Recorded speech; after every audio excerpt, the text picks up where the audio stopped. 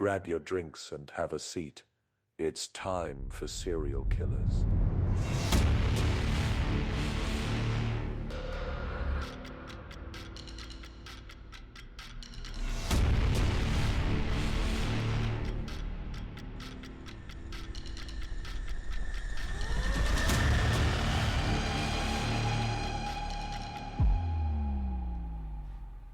Yellow. Hello and welcome. Yellow. I am T, I am Jay. and we are here to talk to you about serial killers. And if you have never been here before, welcome. We love a new listener. We love an old listener. We love all the listeners, but thanks for giving us a try. If you are not into listening to serial killers, stop it now. Might want to skip it. Just don't listen. However, if you are semi-interested in serial killers, this actually might be a good one for you to listen to because it's not gruesome and it's not brutal. Well, that's a change. And if I'm being real honest, it's a serial killer. But I would say in my opinion, I don't think it's a serial killer that was done purposefully. Interesting. So, before we jump into our serial killers, we always talk about what we are drinking because a lot of the times we are drinking coffee. However, we are recording this really late at night because Jay's heading out of town. And the last time that literally out of town. The last time that Jay headed out of town and we didn't record, then Sierra from Crime Bitches had to step in because Jay didn't get back in time. So we're doing this beforehand and it's really late at night. So I'm actually drinking water because that's what I be drinking pretty much when I'm not drinking coffee. It's literally coffee or water. So I'm just drinking ice water with my fancy ice. Yep, that goes for me too since I got to get up early in the morning. No caffeine, just agua with the fancy ice. Fancy ice. And by fancy ice, we mean The little cubed ice. what do they call it? Yeah, like Sonic ice. That's what it's called. It's the Sonic ice. Yeah. Anywho, also if my voice sounds rough, it's because of how late of night it is. I notice that the later at night it is, like my voice feels a little more gruff. A little more gruff. So I'm sorry. Seasoned. Yeah, I'm sorry about that. Anyway, so do you want to know who we're talking about this week? Absolutely. Okay, so this week we're talking about a woman. Poison. No. Oh, I'll get it right one of these days. No, not poison, but her name was Linda Hazzard. Really weird that her last Could've name was been Hazzard. Now, her nickname is the Starvation Doctor. Interesting. So now you know how her victims So it's opposite. she had 15 or more victims. Wow. The murder dates were the early 1900s, and the location of the murders was Washington State. Her method of murder was starvation due to fasting, and a characteristic of her murders was she was committing health fraud, and she had financial gain off of these deaths. Like I said, after doing the research, I would venture to believe that she was a serial killer by definition and not because she actually genuinely was trying to kill people. We'll be the judge of that. So Linda was born Linda Burfield on December 18th, 1867 in Carver, Minnesota. She was the oldest of 7 children. Her mother was Susanna and her father's name was Montgomery. Now, there was really nothing to report about her younger years, which is always interesting because in these older cases, when it's the 1800s and early 1900s, there normally is like a lot of information because so many people have looked into it, talked about it, whatever. But there isn't. Like, there's nothing about her young years. I don't know if she came from a bad household, good household. I don't know if she's from a prominent family. I have no idea. What I do know is that when she was 18 years old, she gets married to a man named Irwin Perry. Now, with him, she has 2 children, and they eventually moved to Minneapolis in 1897. Now, in 1898, she leaves her husband and her children, both of them, and she leaves them to go work on her career, which is completely heard of for those times. Considering it's the early 1800s, you don't hear of divorces, and you definitely don't hear of women leaving their children for themselves to expand their careers. Well, when you said she was a doctor, and then you said when she was a doctor, it kind of took me by surprise because I was like, that just didn't seem like it was more of a masculine job, I think, at that point. Yeah. Maybe a nurse, but not a doctor. Well, yes, that's true. Now, normally I would be like, you go, girl, go do your thing. But, ma'am, But she's a murderer. You left your children. You left your children.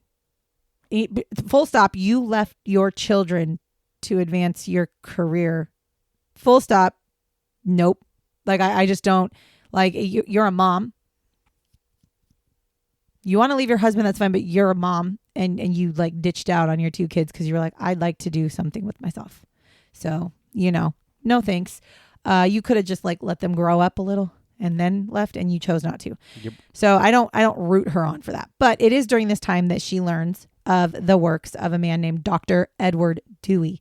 Now, Edward Dewey had advocated for fasting as a way for the body to heal itself, which really today is still something that is presented all the time. There are a lot of people who do intermittent fasting, where they literally eat only like 2 meals a day and they don't eat breakfast because they're fasting that whole time.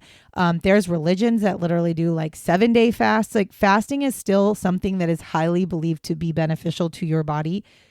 In some aspects, I think there's some bodies out there that fasting is not good for. I.e. people with like, diabetes, like type 1 diabetes, like your blood sugar. You got to have food in your system or something in your system, right? To regulate that. So I think there's definitely something there. And the fact that this was created in the late 1800s is crazy to me, but makes sense. So she had read actually a book of his, and she was very interested in the idea of fasting. She was extremely interested in what he was doing. And so she starts to try his fasting exercises that she has read about. And it actually works for her.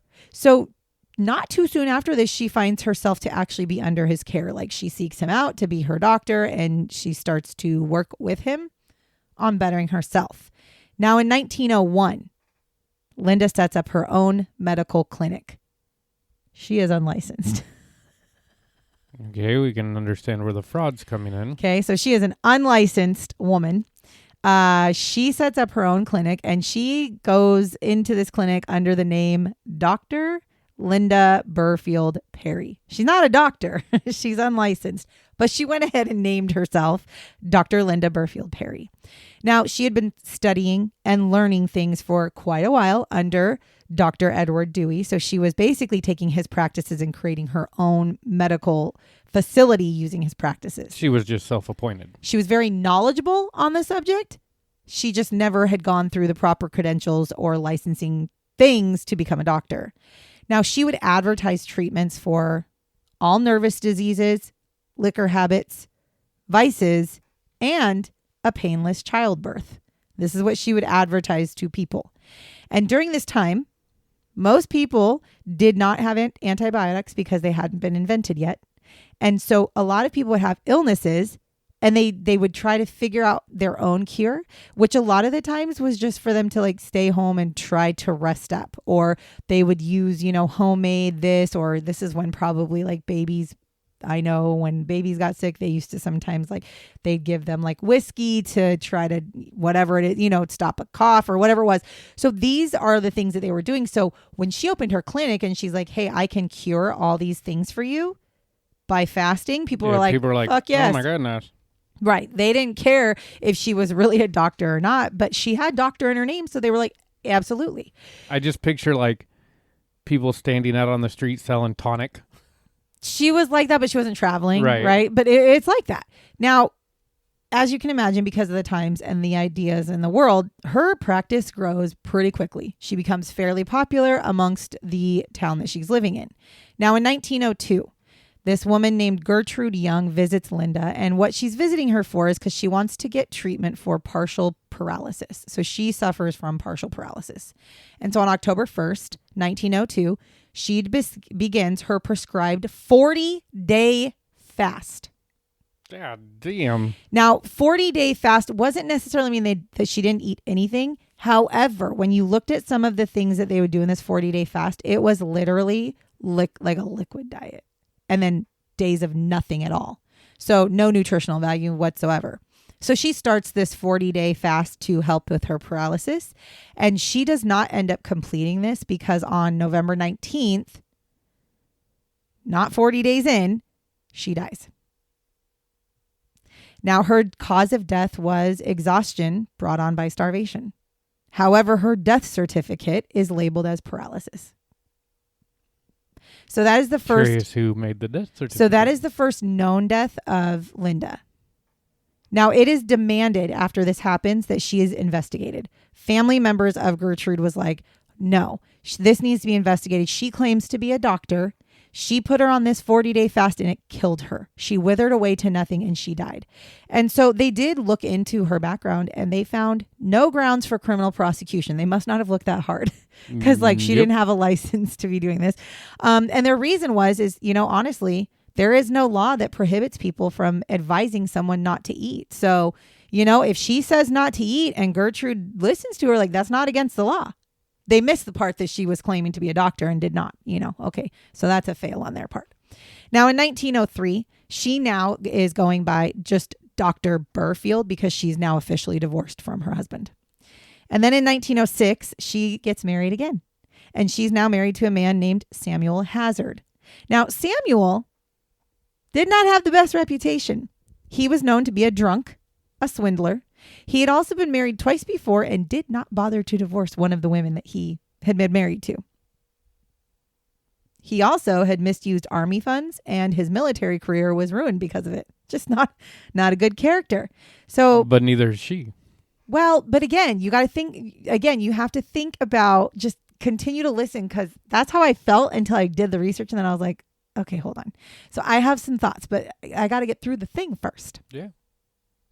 So he was actually, Samuel was actually put on trial for bigamy because he did not divorce one of the wives and then married Linda. And so then, he goes to trial for bigamy. She never goes to trial for being an unlicensed doctor. So here we are. And so he ends up actually being found guilty and he gets 2 years in jail for bigamy. And she stands by his side the whole time. So when he gets out of jail, they decide they're going to move and they move to the Seattle, Washington area. Now, she establishes a clinic that is actually known as a sanitarium, and it was called Wilderness Heights, and it was in Olalla, Washington. Now, between 1908 to 1913, there were at least 15 people who died under her care. She had at this time actually acquired a medical license in Washington State. For anybody who doesn't know, we live in Washington State. So this cracks me up because Washington State is so fucked up. And I just thought it was just now. It's fucked up back then. Do you want to know how she acquired her license? Just said she was a doctor and they said okay. No. She was able to get a license through a loophole. Washington State has a lot of fucking loopholes that apparently they always have. She was grandfathered, or she was able to use a loophole that had grandfathered her in as a practitioner of alternative medicine. As long as she would claim that she was a practitioner of alternative medicine, she did not have to have a degree. Therefore, she became a licensed doctor. Again, what the fuck? Now, the patients in her sanitarium, they would fast for days, sometimes weeks, and sometimes even months. And their diets, when they did eat, would consist of very limited intakes of tomatoes, asparagus juice, and orange juice. That's what they would eat when they were allowed to eat. That's what they would eat. And it was like 1 cup for the whole day. Like, did she actually fix anybody doing this? Yes. She had thousands of patients actually, and 15 died. So this is why I say she's a serial killer by definition, because she single-handedly killed these people. However, I genuinely don't think she wanted to kill these people. I actually think she really thought she was going to help the people, and the ones who died, it was like, well, the treatment didn't work for them. Better luck next You know what time. I mean? Like, that's what I'm saying. She's a unique serial killer because by definition, she killed 2 or more people with cooling off periods. But she did not, I don't think she had the intent to go kill people. And there's more reason as to why I say that. But anyways, so that's what she did. Now, the patients would have near total fasting where they would have nothing for very long stretches of time. So they would have like 1 or 2 days where they'd get like 1 or 2 cups of juice. And then they'd go like a week or 2 weeks with nothing. That includes like water and stuff, like nothing. They'd have nothing. Now, they also would have daily enemas too. Daily. That's not good for nobody. No, but there's nothing in there. Correct. But still, yeah. So, okay. Now, they would also receive what was deemed by the patients and people who had been to her facility as vigorous massages. However, people who actually were there said, no, it literally sounded like they were being beaten. Like they could hear them in the rooms with these vigorous massages, but it didn't sound like a massage. It sounded like they were getting the shit beat out of them. Again, don't know the reason for it. That was just what they did. They would also isolate the patients from each other. So the patients would come in and they would separate them out. They would live in their own areas on this. And this area in the hospitals in the sanitarium, they would keep them separated. They also would screen the family members of those patients before they could see them to make sure that they felt that they were safe for the people to be around. And they were not allowed to communicate with anybody unless there was a staff member there at all times. Very controlled, very manipulative. Can hide the secrets. Yeah. This is why she's a murderer. It is later discovered that Linda and her husband were actually helping themselves to the patient's assets. the patients that they had, they would use fraud, they would use forgery, and they would use theft, and they would steal from these patients that were in their facility. Now, again, I'm not saying she's a good person. What I'm saying is I actually think she believed in her methods, but I think her husband, who was not a stand-up guy either, I think he was on board to use her clinic as a way to steal from people, and people died. Now, some people swore by her methods. However, multiple deaths did occur due to her literal starvation methods. Now, Linda would tell people, though, when these people would die, she would tell them that they were dying from things like cancer, cirrhosis, or any other type of undiagnosed illness that they didn't have, but she said they had it. And people who stayed at the sanitarium, they and the locals in the Olalla area had nicknamed Wilderness Heights as Starvation Heights. So clearly people knew what was going on. Well, in 1909, the body of 26-year-old Eugene Stanley was found on her property. And she had like a big property with like cabins and shit. Like it was huge. He had been shot in the head. So his decaying body was found on the property, and he had been shot in the head. Now, the presumption was that he had committed suicide. Okay. He was also, just FYI, he was also the son of a British lord. Just, he was the son of a British lord that apparently committed suicide on their property. However, it was discovered that Linda Hazzard had power of attorney over his estate. Strange. Weird. Now, this leads to multiple times when Linda would write to his lawyer and be like, I need money. Okay. Because we need to make this program continue to work. And since he's not here, because I'm assuming for a while they assumed that they probably assumed he was dead, but she could have lied for years and said that he was alive, but she had power of attorney, so she could just ask for money whenever. That actually is how she discovers that, well, he might be a son of a British lord, but that doesn't mean he has money. He actually doesn't have very much money at all. So it is suspected that actually she had signed over power of attorney. Like maybe he had gone, to her to get some help through one of her fasting techniques. Yep. While he's there, they figure out that he's the son of a British lord. Immediately, dollar signs go off. So they force him to sign power of attorney over. And then they contact his lawyer to be like, hey, send us some money. And the lawyer's like, yeah, he doesn't have any. And then they shoot him in the head because now he's worthless. That's the thought. And to be honest, that sounds the most fucking reasonable, like really, truly most reasonable. Now, a woman named Dorothea and Claire Williamson, 2 sisters. Now, they were both brought there in their 30s. They were 30 years old each. Like not each, but they were in their 30s. And they were very rich. Very rich women. They decided that they wanted to become patients of Linda's because they had seen all these raving reviews about how her techniques work. So in February of 1911, they are both brought into the sanitarium. Now by April, okay, did you hear what I said? By February, they were there. And by April of that year, they were dead. They were emaciated and delirious to the point where they were both transported to Olalla Hospital by ambulance. But just as the ambulance was leaving with Claire, Linda's lawyer goes to the ambulance that Claire is being brought into, and somehow, some way, he gets Claire to sign this piece of paper. By the way, the signature was very shaky. It wasn't even like Claire's real signature, but it was hers apparently. And it was Linda's lawyer who was supposedly got this signature. Now, what this paper was that Claire signed, it basically would leave a stipend to Linda of a monthly payment constantly coming to her. And in the case that Claire dies at the hospital, she said, I would like to be cremated under the direction of Dr. Linda Hazzard. Yeah, I don't feel like Claire, who could barely even function, even thought that was something that she needed to be signing. So on April 30th of 1911, the two sisters, their childhood nanny receives, her name's Margaret. She receives a telegram that's asking her to come to Olalla, Washington.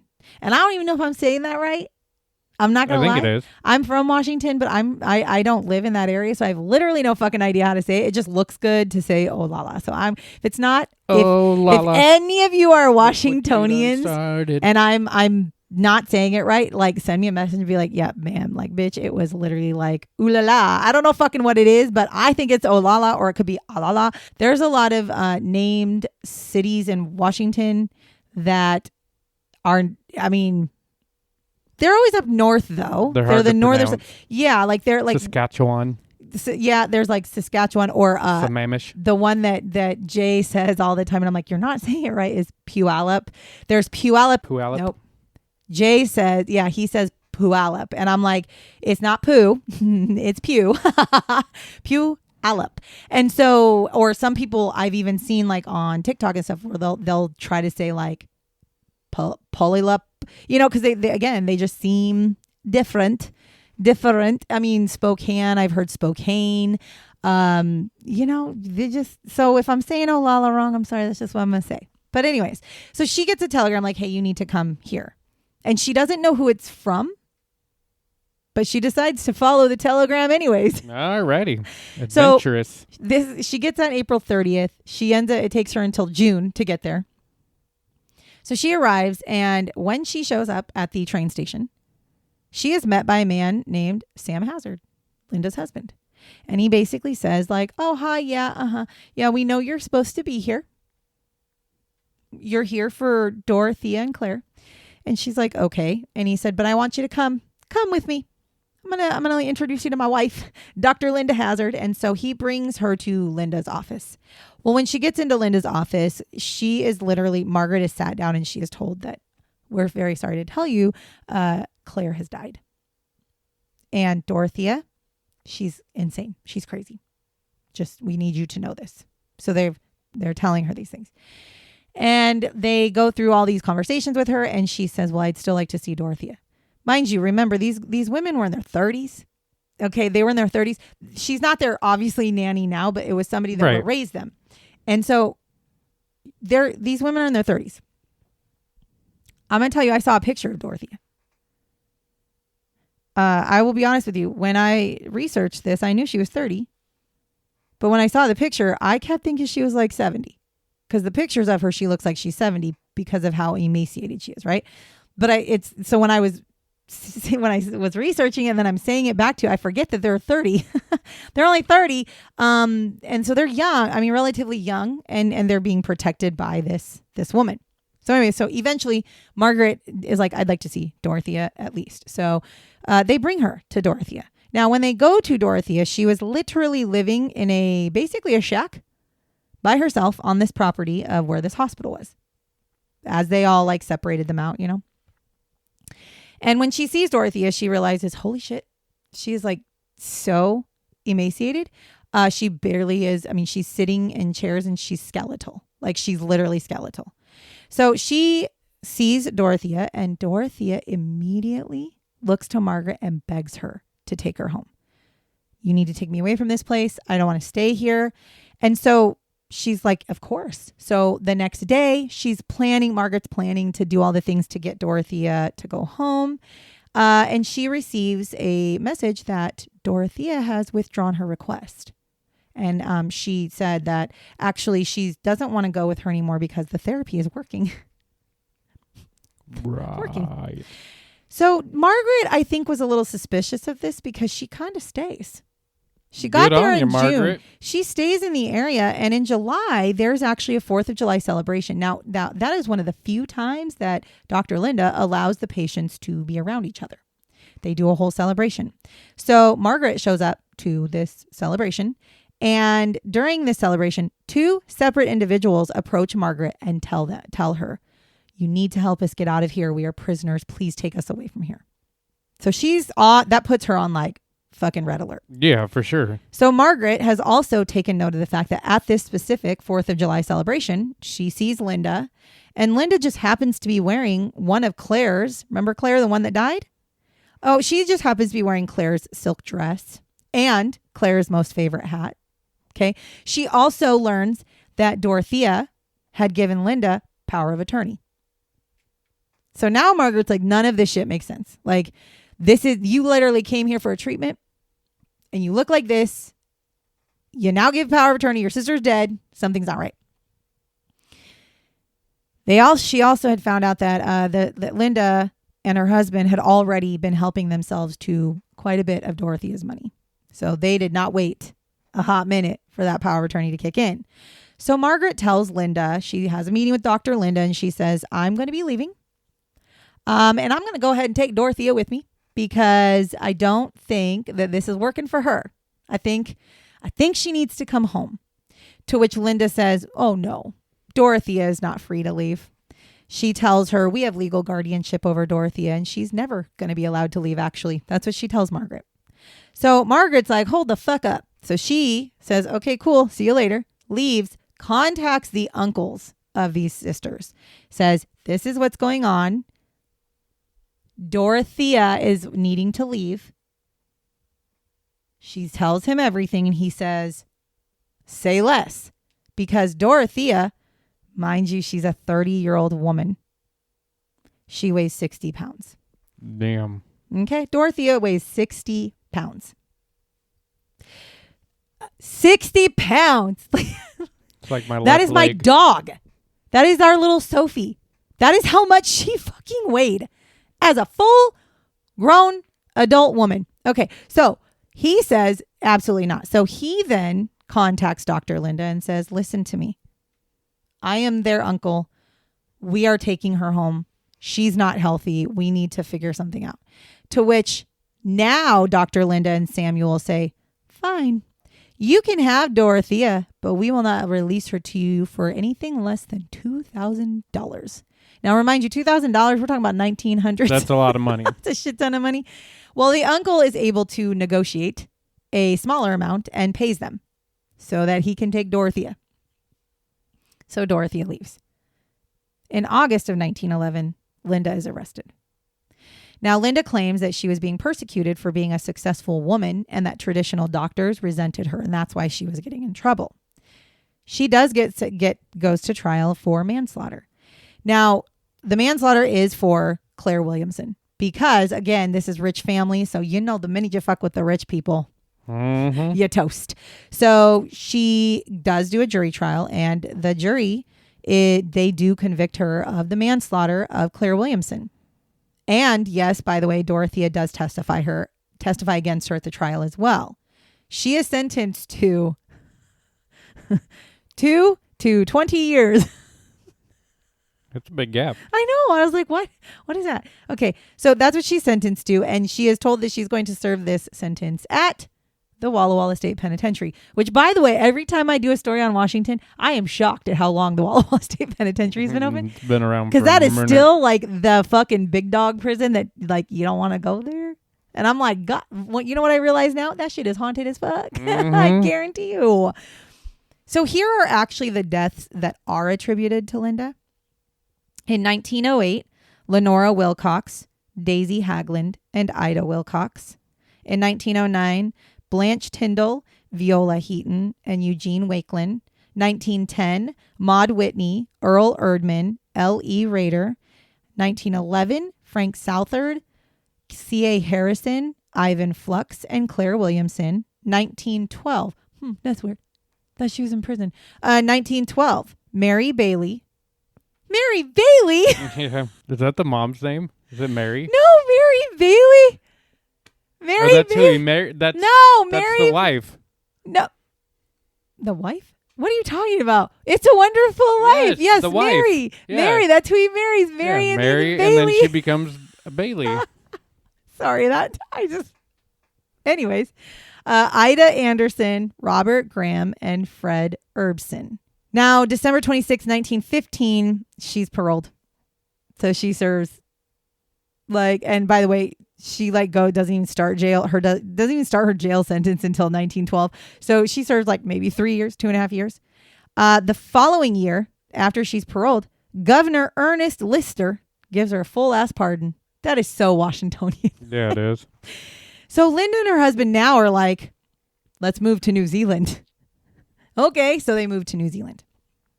Now, when she's there, she actually continues to practice as a dietitian and an osteopath until 1920. So she opens a whole ass new clinic down there, does the same motherfucking thing. Then in 1917, she is charged in Auckland for practicing medicine while not registered to do so because she didn't have a fucking license. Mm-hmm. She's like, I did in Washington, though. And she was found guilty and she was fined. She was just fined for not having a license. So in 1920, after she closes down her facility or whatever, she actually returns to Olalla and opens up a new sanitarium, whatever, a new fucking place. And this is now known as the School of Health. Now, she continues to do the fastings until the facility burns down in 1935. So she did a whole nother fucking 15 years of her fasting stuff. Linda, okay, this is why, right here. This is why I really don't think she purposely killed people. I think she purposely stole from them. I think she purposely, just stole from them. I don't think she ever really was like, let's kill them and take their money. I think she actually made more money probably off them when they were alive because she had power of attorney over them. But this is why. Because in 1938, Linda dies of starvation because she was fasting. She was attempting to do a fasting cure on herself and she dies. That is why I genuinely think she was not setting out to kill people. That was not her intent. Her intent was I think she genuinely thought she was trying to help people, but also she could swindle the fuck out of them while she was doing it. I think she would, one, lied about being a doctor, but she would use the trainings of a true doctor to sell it to people. And it did work for some people. As we know, fasting today does work for people in specific scenarios for specific ailments. But it didn't work for everybody. But she was kind of like the one who made it. She made up what it could be for. She wanted to, because she saw the dollar signs. And when people died, I think she was like, ooh, I don't think she was sad about it. But I don't think that she was like, oh, well, I could just kill all of them. I just don't think that's how it was. And I know that's what most people think serial killers are, but it's just not. I mean, at the end of the day, a serial killer could be accidentally killing multiple people. This would be one of them. I think with the ones she was taking the money from, because they were so emancipated and couldn't do anything, that she didn't mind keeping them in that state. No, I don't think so either, but I don't think she meant for them to die.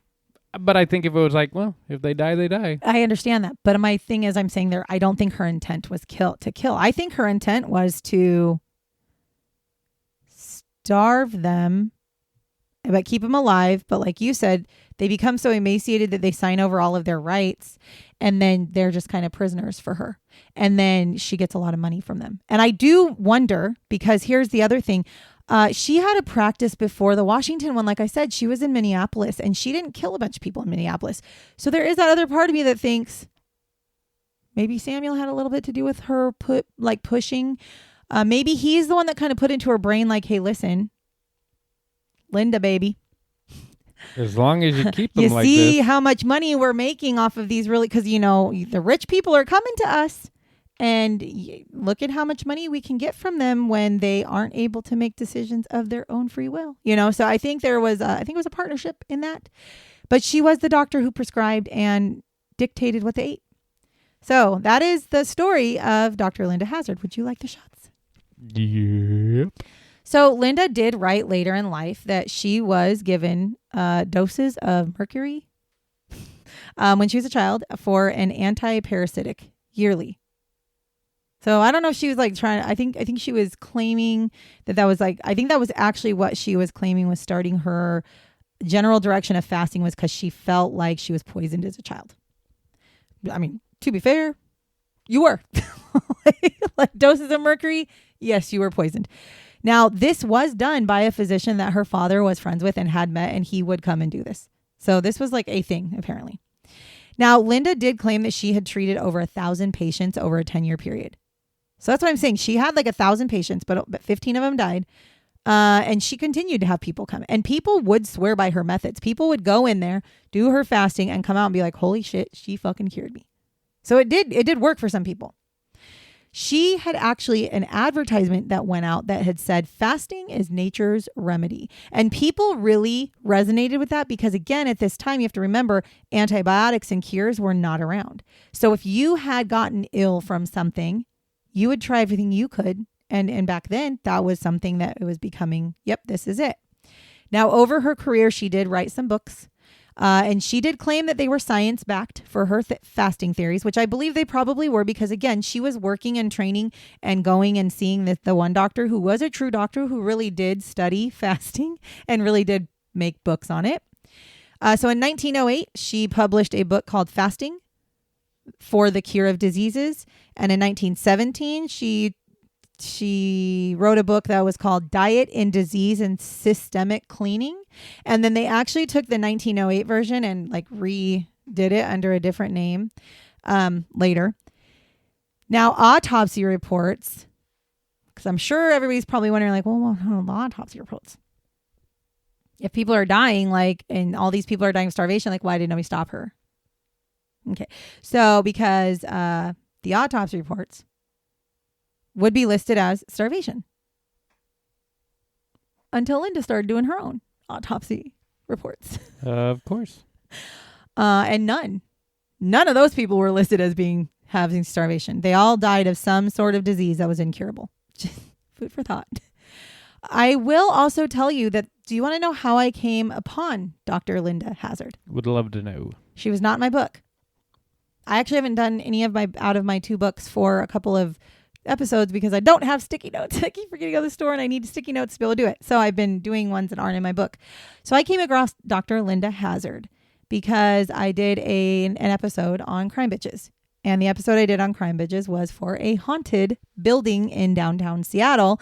And it's currently called Kel's Irish Pub. But it was back in the early 1900s, it was a mortuary.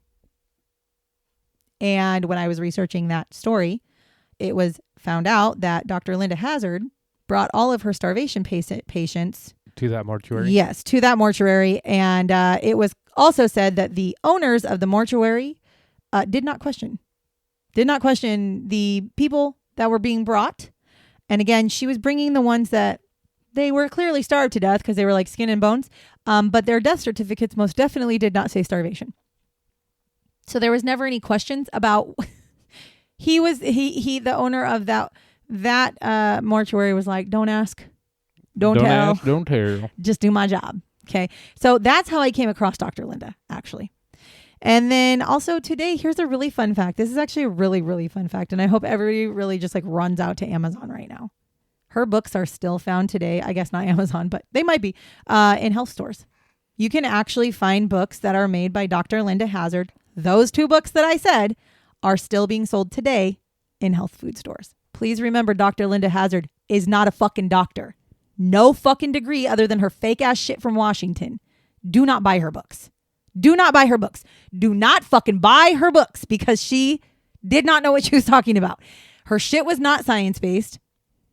Well, I mean, I guess it could have been, but she did not have the credentials to be writing books to tell people how to do fasting.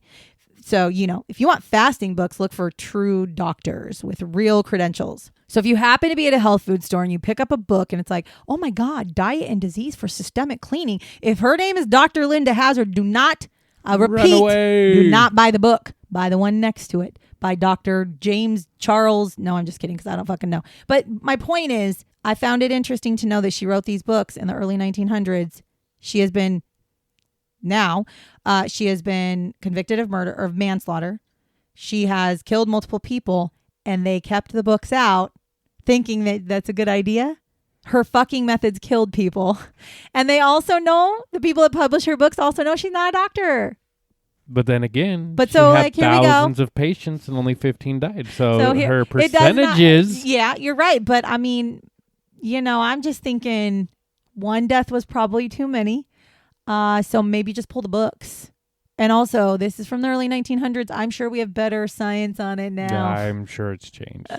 And final shot is Linda actually said this when she was arrested. Okay, so she was arrested and she told this to the media. I intend to get on the stand and show up that bunch. They've been playing checkers, but it's my move, and I'll show them a thing or two when I get on the stand. I don't think that worked. I don't think it did either because she did go to jail. She did get 2 to 20 years. She did 2. She did 3, 2.5, 3. She did. She absolutely did. And you know what? I'll be honest with you. This one was Dr. Linda Hazzard annoys me. Because I think the thing that annoys me is people died. Yes. And that's terrible. But what annoys me is she didn't care. Right? Like she didn't care. And then she believed so much, I think, in her methods that it was like, well, sometimes it just doesn't work. And it's just deep down inside, she just played everybody. I mean, it could be. She was a murderer. True story. We'll never know. But to be honest with you, I just think that if she was doing the starvation technique to just murder, she would not have done it to herself if she knew that it was going to kill. Right? If she knew the outcome was going to be death, I don't think she'd be doing it to herself. I think she truly believed in what she was doing. I just think she maybe should have, maybe gone to school. Dialed it back a little bit. Maybe, going to school would be nice. Or maybe study under Dr. Edwin for 5 years to get a little more knowledge on how to properly do these techniques. And maybe the fact that I don't know, but I'm thinking Dr. Edwin probably didn't put anybody on a 40-day fast. I don't think I've ever seen that in any sort of literature as being a good idea. So I think she just took his idea and then expanded it really far. And I think she fucked it up. So that's the story of Dr. Linda Hazzard, who's a serial killer, but kind of not, I know by definition she is, but she's just not she's just not. I feel like they need to change the definition of serial killer. I think it needs to be somebody who kills 2 or more people intentionally with a cooling off period.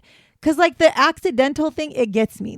This one gets me because she got charged with manslaughter, not even murder, first of all, which technically that's what it was.